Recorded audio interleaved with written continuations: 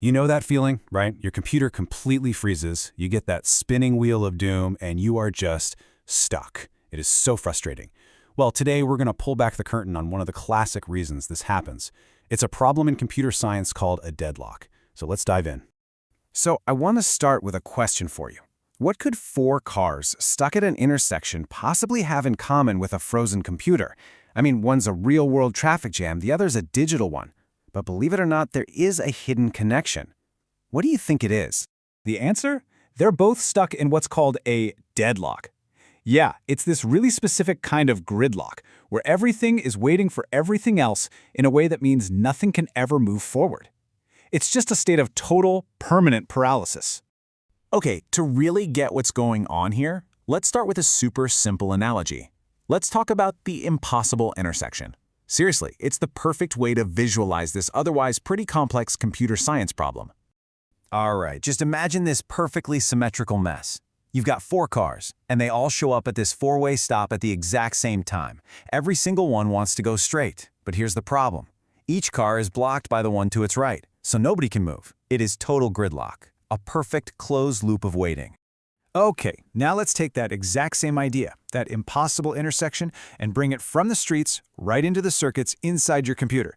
Because believe it or not, this exact same traffic jam scenario plays out in your operating system all the time. It just involves, different players. So first, let's define our terms so we're all on the same page. In our analogy, the intersection itself is what a computer calls a resource. And a resource can be, well, almost anything a program needs to run. We're talking about CPU time, a chunk of memory, or even access to a device like your printer. It's basically any limited thing a program needs to get its job done. And what about the cars? Well, in the computer world, instead of cars, we have processes. A process is really just a fancy name for any program that's currently running. So think about it this way. The processes are the cars, and the resources are the parts of the intersection they need to cross. Makes sense, right? Okay, now here's the really crucial part. A deadlock isn't some random accident. It's not just bad luck. It can only happen when four very specific conditions are all true at the exact same time. It's like a recipe for disaster. So let's break down that recipe, one ingredient at a time. All right, first up in our recipe for gridlock is something called mutual exclusion. In our car analogy, this is super simple. It just means only one car can be in a single section of the intersection at a time. I mean, otherwise you just have a crash, right? One car per spot. That's the first rule. And you guessed it, it's the exact same principle on the technical side. One process gets exclusive control over a resource.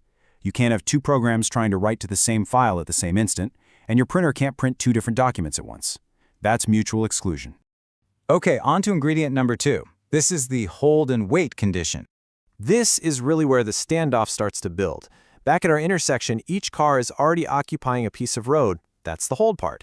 But to move forward, it needs the next piece of road, which is currently occupied by another car. That's the wait part.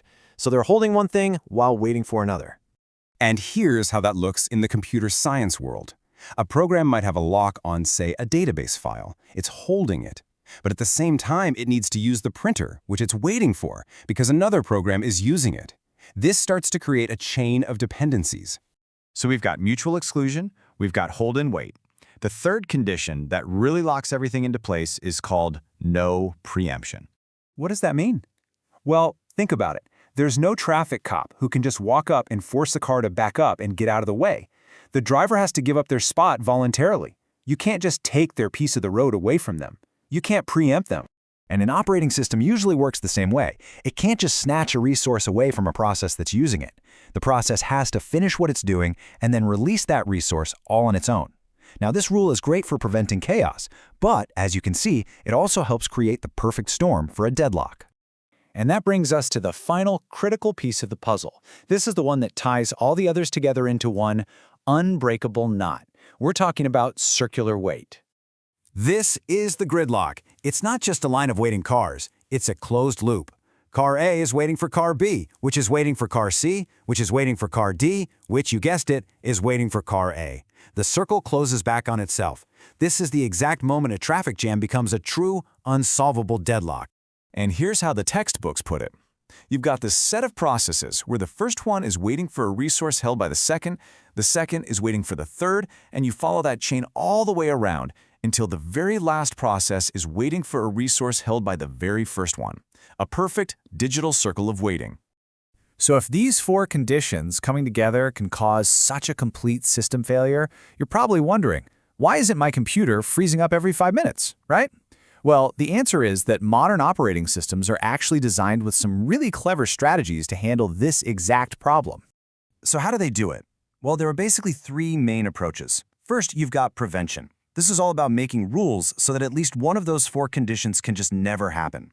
Then there's avoidance, which is a bit smarter. The OS kind of looks ahead, like a chess master, to see if letting a process have a resource could lead to a deadlock down the line. And if it might, it just says, nope, not yet. And finally, there's detection and recovery. This is kind of the brute force method. You just let the deadlock happen, but you have a system that spots it, and then you just have to break the cycle, usually by killing one of the processes.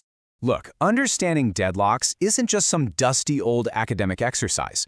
This fundamental problem of who gets what and when, this issue of resource competition, it is more relevant today than it has ever been. We've been talking about a single computer this whole time, but I want you to just think bigger for a second. What happens when it's not programs fighting for memory, but automated shipping fleets, global financial markets, and entire power grids all competing for physical and digital resources? A deadlock on that scale isn't just a spinning wheel on your screen. It's a supply chain collapse. It's a continent-wide blackout. As our world gets more and more interconnected, more automated, the challenge isn't just about preventing a frozen computer. It's about preventing the ultimate global gridlock.